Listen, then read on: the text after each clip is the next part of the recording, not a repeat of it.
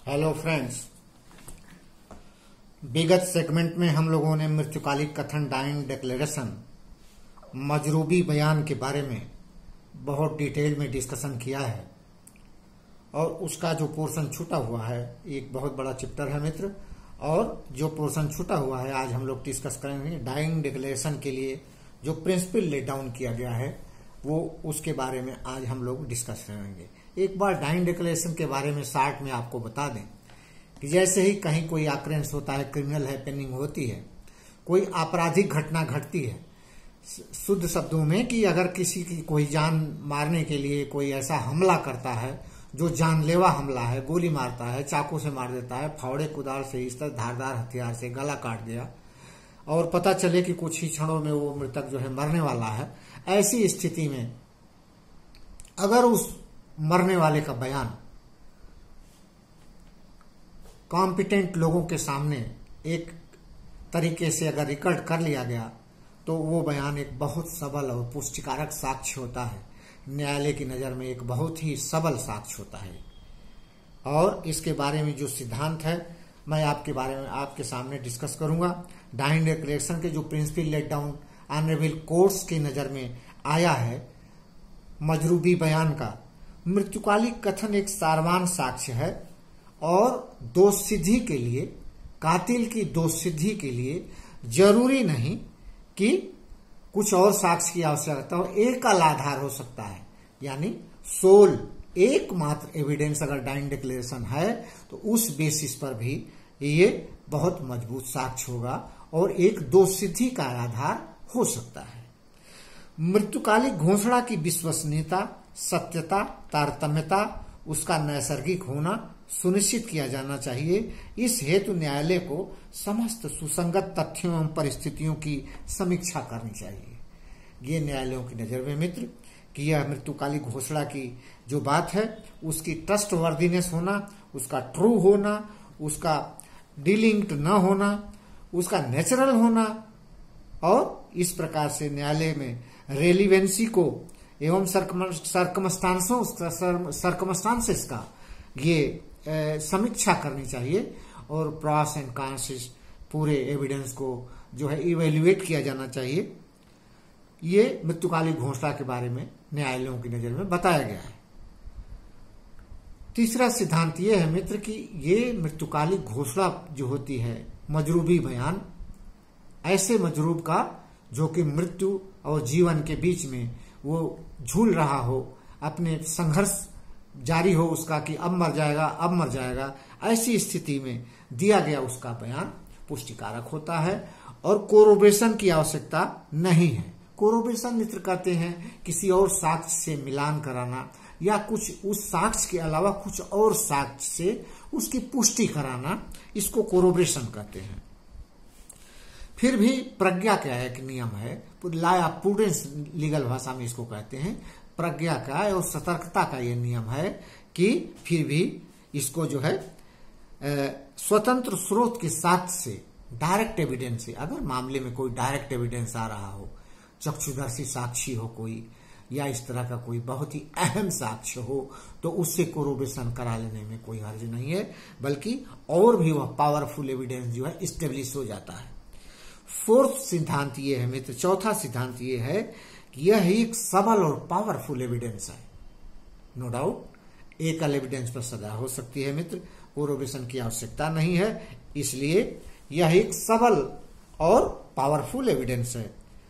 और fifth principal ये है मित्र कि ये मजिस्ट्रेट के सामने, मजिस्ट्रेट के द्वारा अगर रिकॉर्ड किया गया है, प्रश्नोत्तरी के माध्यम से रिकॉर्ड किया गया है और सारे जो नियम है उनको पालन करते हुए और मजरूब के बयान जो है उसकी भाषा में रिकॉर्ड किया गया है, तो यह एक बहुत ही विश्वसनीय और पावरफुल दमदार साक्ष्य होता है और न्यायालयों के लिए यह रिलायबिलिटी का बहुत बड़ा आधार हो सकता है, विश्वसनीयता का एक आधार हो सकता है कि कातिल की सजा ठोक दी जाए। महत्वपूर्ण मामलों में मित्र हम लोगों ने विगत सेगमेंट में पाकला नारायण स्वामी और निर्भया कांड की जिक्र किया था, उसको हम लोगों ने थोड़ा थोड़ा जिक्र किया था। आज हम लोग इसको डिटेल में जिक्र करेंगे मित्र। पाकला नारायण स्वामी का मैटर जो है विगत हम लोगों ने अभी कन्फेशनल स्टेटमेंट में हम लोगों ने डिटेल्ड में इसकी स्टडी की है मित्र, और कन्फेशनल स्टेटमेंट में भी इसको जो है रेलिवेंसी थी। और पाकला नारायण स्वामी का केस जो है प्रीवी काउंसिल के जमाने का ये मुकदमा है, और ये मुकदमा जब प्रीवी काउंसिल के सामने आया तो एक कानून के क्षेत्र में एक नया जो है प्रिंसिपल आया, नया लीड डाउन आया और एक नया टर्निंग पॉइंट आया। इन बातों को देखते हुए ये जजमेंट जो है अपने आप में एक लैंडमार्क जजमेंट है, और आज तक यह आधार बना हुआ है। इसको जो है कहीं भी किसी भी जंक्चर पर अभी तक इसको जो है ओवररूल्ड नहीं किया गया है मित्र, और आज भी यह एक अथॉरिटी और एक लॉ ऑफ लैंड है। अतः इस केस का जिक्र इसमें रेलिवेंट है, इसलिए हम लोग इसको करेंगे और इसको बताएंगे। एक्चुअली पाकला नारायण स्वामी में प्रकरण ये था कि पाकला नारायण स्वामी ने अपनी बेटी की शादी बहरामपुर में एक व्यक्ति से किया था, और बहरामपुर में ही पाकला नारायण स्वामी जो था नौकरी भी करता था। दौरान नौकरी उसने अपनी बेटी को उस जमाने में 3,000 रुपए 18% ब्याज पर दिया था, और जब वह नौकरी से अपने घर आ गया वो पैसा वैसी तरफ पड़ा रहा है, अभी लड़की ने अदा नहीं किया था। दौरान समय बीतते बीतते एक चिट्ठी आई उसके लड़की के पास से और उसके दामाद के पास से कि आकर के अपना पैसा ले जाइए। तो जब चिट्ठी आई तो ये इस बात का जिक्र जो है उसने अपनी पत्नी से किया कि लड़की ने लेटर लिखा है कि आकर के अपने पैसे ले जाओ, लिहाजा वहां जाना पड़ेगा। और वह घर से निकला, और घर से 21 मार्च की शाम को वह राइट टाइम ट्रेन पकड़ने के लिए वह घर से निकला, और 23 मार्च को उसकी लाश एक ट्रंक में ट्रेन में बरामद हुई। और वह ऐसा एविडेंस सर्कमस्टांशियल एविडेंस आया कि जिस ट्रंक में उसकी डेड बॉडी पड़ी हुई थी ट्रेन में, वह ट्रंक लड़की का हस्बैंड कुछ दिन पहले खरीदा था। तो सर्कमस्टांशियल एविडेंस की चेन जो है लीड की गई और डेवलप हुई, और वह उसका हस्बैंड यानी इसका दामाद, मृतक का दामाद पकड़ा गया। और दौरान ट्रायल यह बात आई कि जो लेटर लड़की ने लिखा था कि आकर के अपने पैसे लेके जाओ, इस बात का जिक्र मृतक ने अपनी पत्नी से घर से निकलते समय किया था कि उसने लेटर लिखा है आके अपने पैसे ले जाओ। ये इतना उसका बयान ऑनरेबल कोर्ट ने डाइन डिक्लेरेशन की श्रेणी में रखा कि यह इसका जो है मृत्युकालिक कथन है, मजरूबी बयान है। मजरूबी बयान के लिए एक नया टर्निंग पॉइंट पाकला नारायण स्वामी में ये आया कि यह जरूरी नहीं कि समव्यवहार हो जाने के बाद या समव्यवहार होते समय या उस समय कोई ऐसी घटना घटे ताकि वो स्टेटमेंट जो है उसमें जो है रेलिवेंट माने जाए। हो सकता है घटना के पहले भी बयान आ सकता है। तो इस प्रकार पाकला नारायण स्वामी ने समव्यवहार की परिस्थितियों निस्संदेह एक सीमित पदावली है, अतः आवश्यक नहीं कि वही कथन मृत्युकालिक होगा जो समव्यवहार के निकट होने के पश्चात किया गया हो। कारण उत्पन्न होने के पूर्व भी किया जा सकता है। ये दो प्रिंसिपल लेट डाउन हुए, और मुझे लड़की ने बुलाया है, मैं जा रहा हूं पैसे ले आने, इतना बयान उसका डाइन डिक्लेरेशन माना गया। तो ये बहुत ही लैंडमार्क 1939 का मुकदमा प्रीवी काउंसिल द्वारा निर्धारित किया गया है, विनिश्चित किया गया है मित्र। इस प्रकार एक बहुत ही लैंडमार्क डिसीजन है।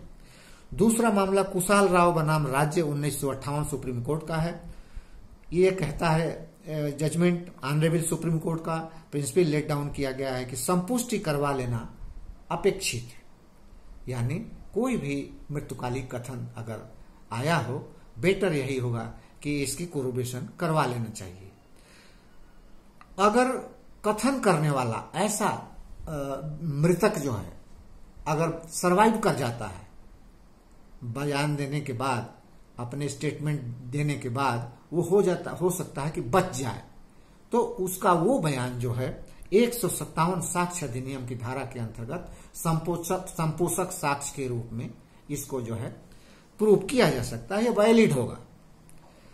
और तीसरा मामला ये आया मित्र, एक प्रिंसिपल है कि अगर एक ही समव्यवहार में कई लोग इंजर्ड हुए हैं, कई लोग घायल हुए हैं, सपोज एक ही उस समय घटना में 2-3 लोगों को गोली लग गई है या चाकू लग गई है, 2-3 आदमी अगर जूझ रहे हो, तीनों आदमी का बयान अगर लिया जा रहा हो, तो एक आदमी अपनी बात तो बता सकता है, लेकिन ये कहे कि फलाना को भी उन्होंने मारा, फलाना को भी उन्होंने मारा, ये रिलीवेंट नहीं होगा।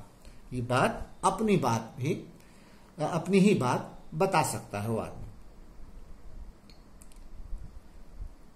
ये मृत्युकालिक कथन जो है किसी के भी समक्ष किया जा सकता है, ये सिद्धांत है। चाहे वो पारिवारिक सदस्य हो, पड़ोसी हो, मित्र हो, नातेदार हो, पुलिस हो, लोक सेवक हो, सेवक हो, नौकर हो अपना, यहां तक कि नितांत अजनबी के सामने भी मृत्युकालिक कथन किया जा सकता है। लेकिन मजिस्ट्रेट के द्वारा रिकॉर्ड किया हुआ सभी नियमों का पालन करके प्रश्नोत्तरी में लिखा गया बयान सर्वोत्तम प्रकृति का माना जाता है मित्र, ये कानून की धारणा है। एक मामला इंग्लिश टाइम में आया था 1885 इलाहाबाद में मित्र, क्वीन इम्प्रेस बनाम अब्दुल्ला,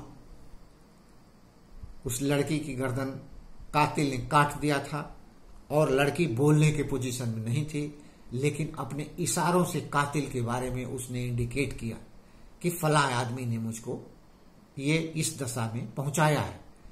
मृत्यु और जीवन के संघर्ष में वह और लेडी जो है वो बयान देती है, वह लड़की बयान देती है, और उसका बयान जो है संकेतों द्वारा, गेस्चर द्वारा इंडिकेट करने के आधार पर वो उसका जो है डाइंग डिक्लेरेशन वैलिड माना गया और उसको तवज्जो दिया गया। अब आएंगे मित्र हम लोग एक बर्निंग इशू, अभी 3 साल पहले निर्भया कांड की घटना घटी थी मित्र।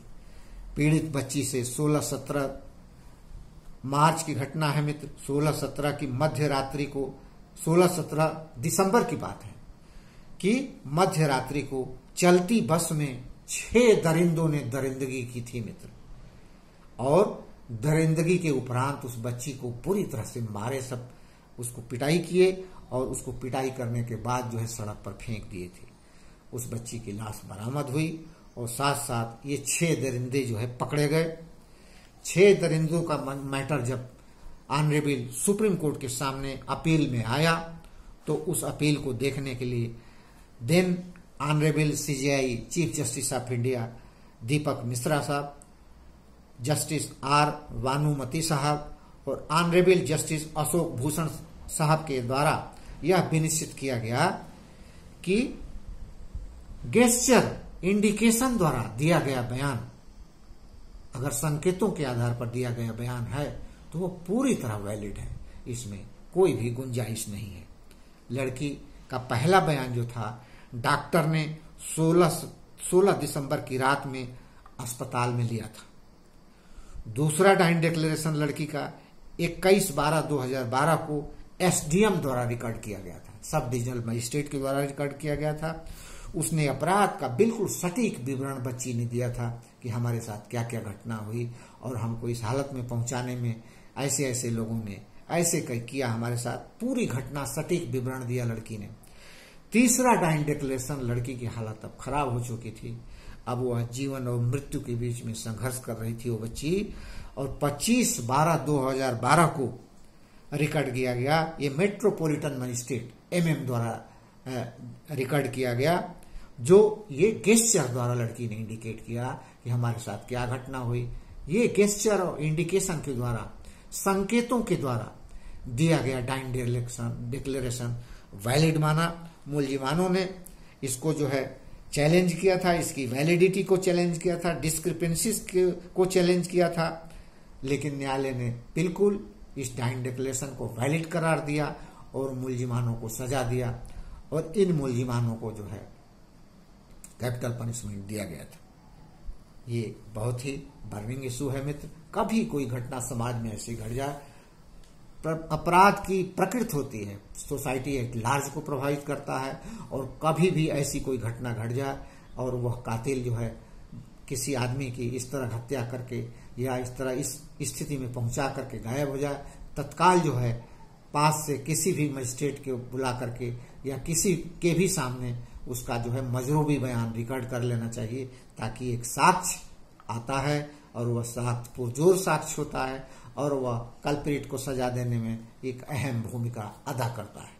आज हम लोगों ने मित्र डाइन डिक्लेरेशन, मजरूबी बयान, मृत्युकालिक कथन के बारे में जो है ये दूसरा सेगमेंट पूरा किया, पार्ट 1, और ये पार्ट 2 सेगमेंट है। आपसे निवेदन है कि दोनों सेगमेंट को आप लोग सुनिएगा और सुनने के बाद जो है आपको निवेदन ये सोचकर मैं अब अंजाम दे रहा हूं कि आप इसको लाइक, सब्सक्राइब और शेयर कीजिएगा, ताकि ज्यादा से ज्यादा इस चीज को लोग सुने, खासतौर से कंप्यूटर सुने जिनको की फायदा हो।